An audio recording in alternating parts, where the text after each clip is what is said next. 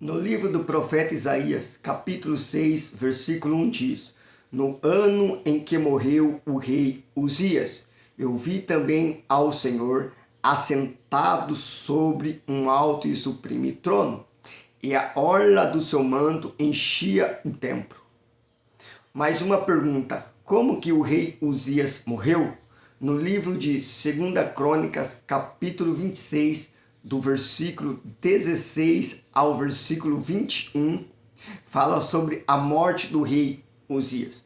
O rei Uzias se exaltou soberbamente, atribuindo a sua prosperidade, sua riqueza, todas as suas grandes conquistas como mérito dele mesmo.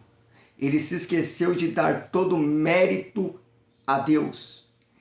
É que Deus merece todo o mérito da nossa conquista, da nossa prosperidade, de tudo aquilo que nós alcançamos.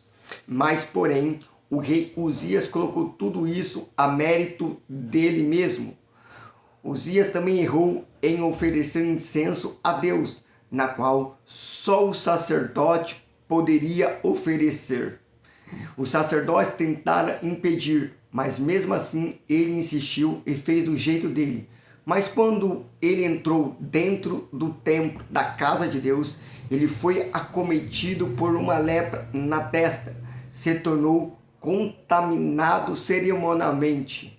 O rei Uzias morreu leproso, cerca de 740 anos antes de Cristo. Mas a pergunta é: o profeta viu Deus assentado sobre um alto e sublime trono depois da morte do rei Uzias ou antes da morte do rei Uzias? Eu acredito que você já deve ter ouvido pessoas, pregadores falar que Isaías viu Deus assentado sobre um alto e sublime trono depois que morreu o rei Uzias. Mas o texto não diz isso em lugar nenhum. Que ele viu Deus assentado sobre um alto e sublime trono depois da morte do rei Uzias.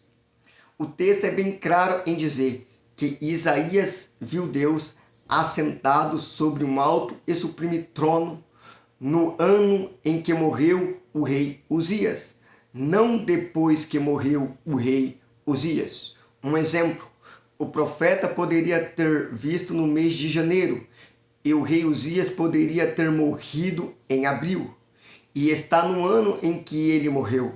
Mas, porém, nós não temos autoridade, nós não devemos falar mais alto que o texto, nós devemos deixar o texto falar mais alto.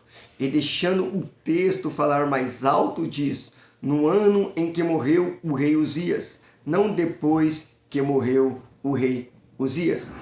Nós não temos autoridade de dizer o que a Bíblia não diz, mas podemos falar com exatidão que Isaías viu foi no ano em que morreu o rei Uzias, não depois que morreu o rei Uzias.